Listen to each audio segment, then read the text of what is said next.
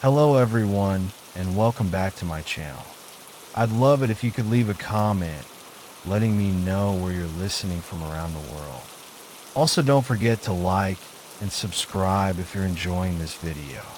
Story 1. I've been working WWE events for years, setting up the ring, tearing it down, making sure the lights hit just right. It's a job, nothing more. Wrestling fans see the spectacle, the showmanship, the bright lights, and roaring crowds. Me, I see the guts underneath, the skeleton of it all, the wires, the steel, the sweat-soaked canvas that's been bled on more times than anyone cares to admit. And I see things the fans don't.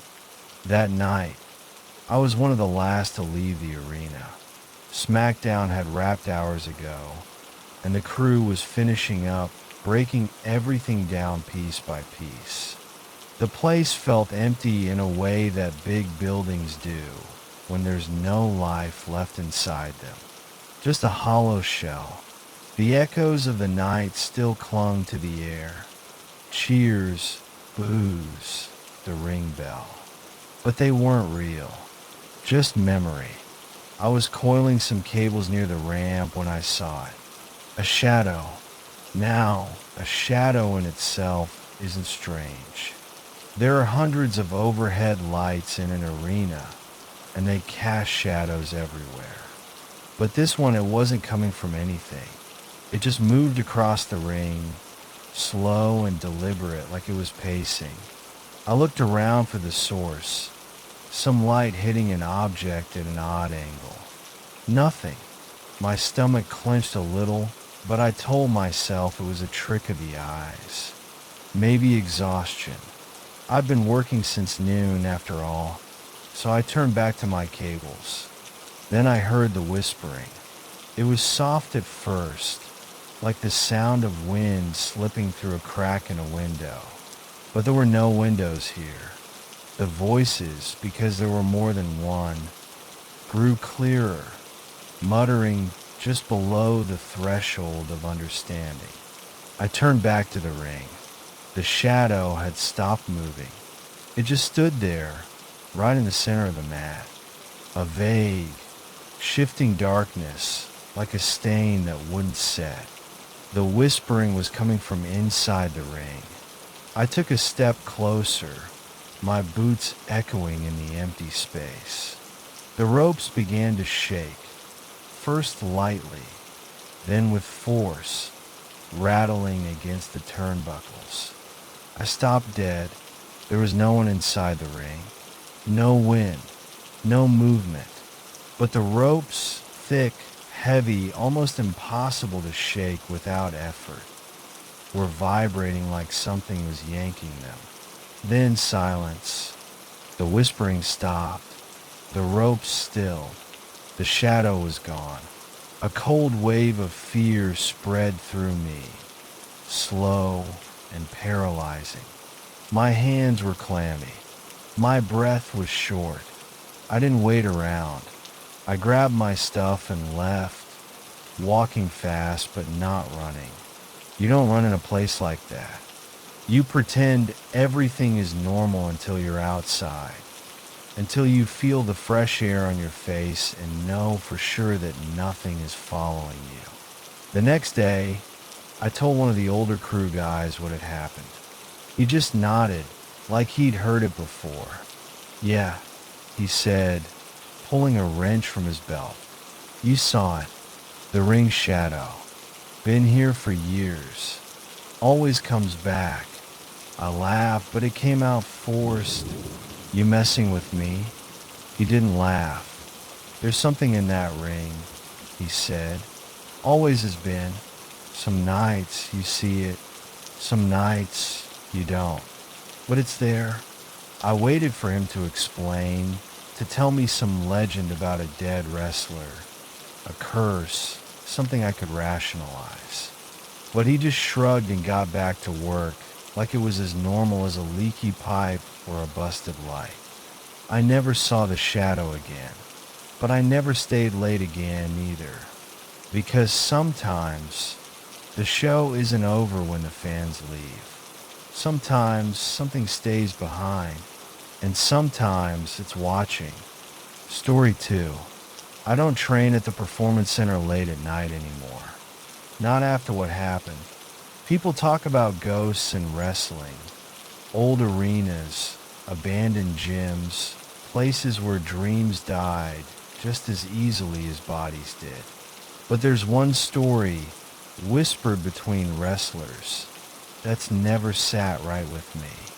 It's about a guy no one remembers because he never made it. A developmental talent from years back. His name's been lost, like he never existed. Some say he got hurt during a practice match, something in his neck snapped, and he just never came back.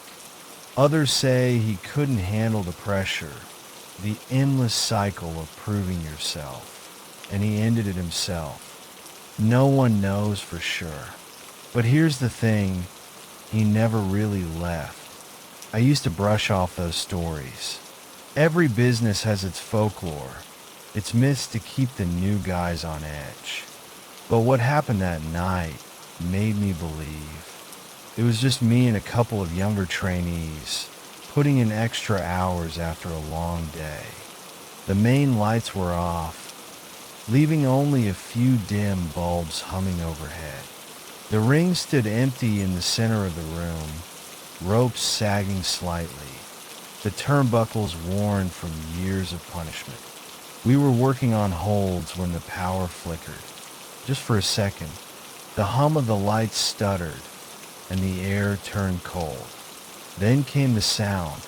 The ring creaked. Not a casual groan. Not the way a ring shifts under its own weight. No, this was the sound of footsteps. Slow, deliberate, like someone stepping onto the apron, then into the ring. We all turned at once. The ring was empty. One of the trainees laughed, a nervous little chuckle. Guess he's training with us tonight? That's when the turnbuckle pad fell. Not slipped, not loosened. It ripped off like something yanked it. The soft thud of it hitting the mat was the only sound in the room. One of the guys, Jake, went over to pick it up. He turned it over in his hands, then went pale. "Dude, what the hell?" he whispered. We all moved closer, and that's when we saw it, deep scratches in the metal underneath. Claw marks, like someone had been holding on for dear life, dragging their nails against the steel, trying not to be pulled away. A slow, suffocating silence filled the gym.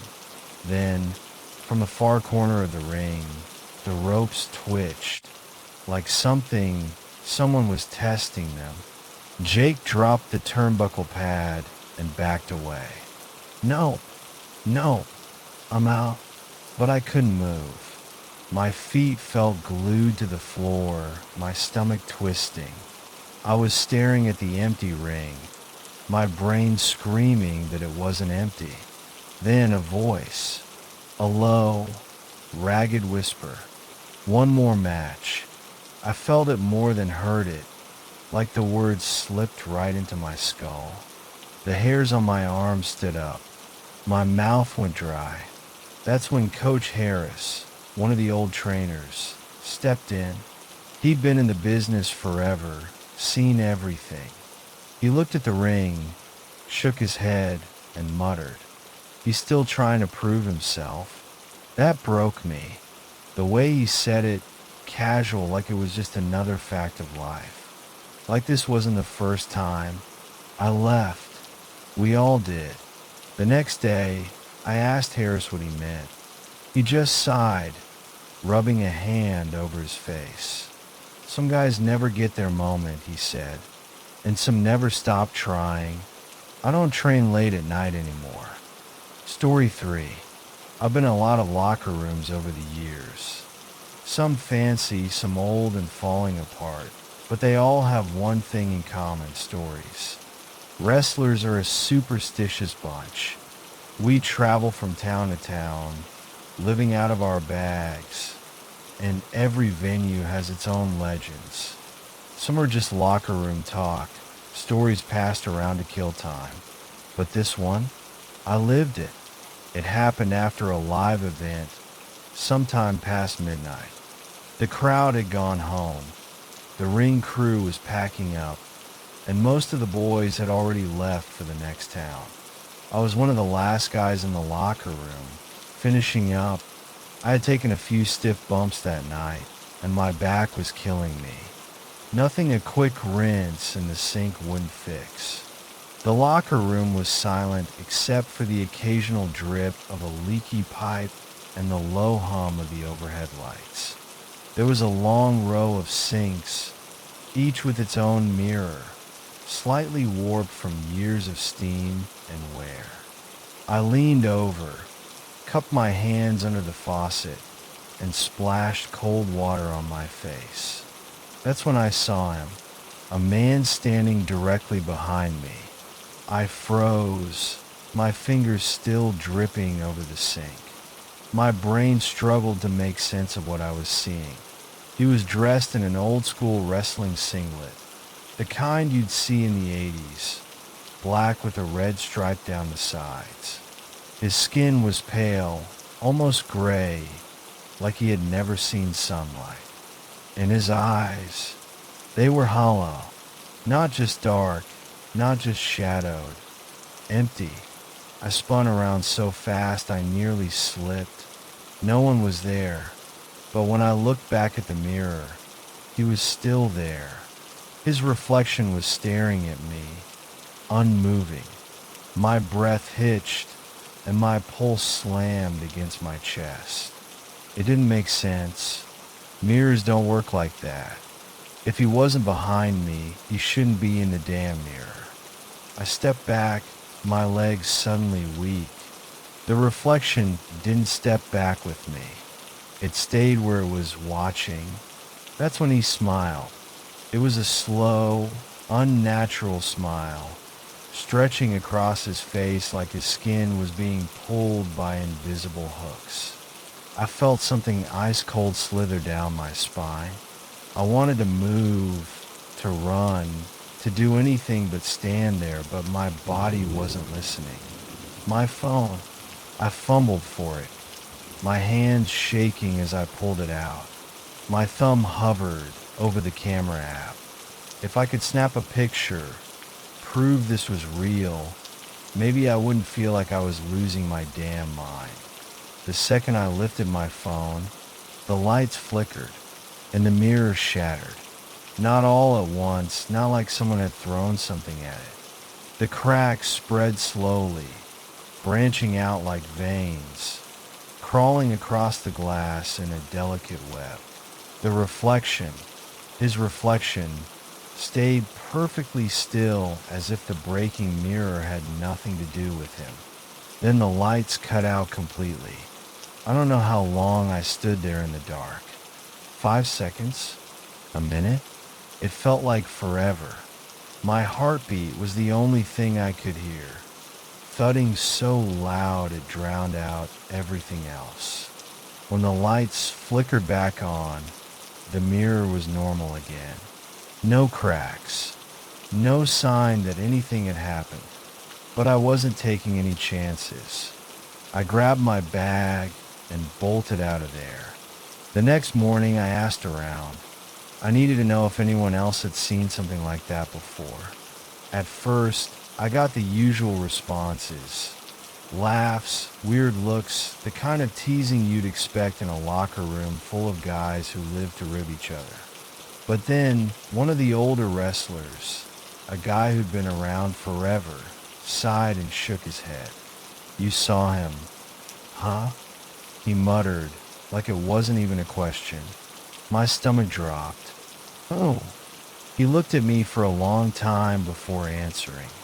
Guy from the 80s, never made it to TV. They say he died back here, right before his debut match. Had a heart attack in the locker room. Never even got to walk down the ramp. I swallowed hard. And the mirror? The old wrestler just shrugged. He's still waiting for his match. I haven't looked into a mirror alone in a locker room ever since. And if you ever find yourself in one late at night, I'd suggest you don't either.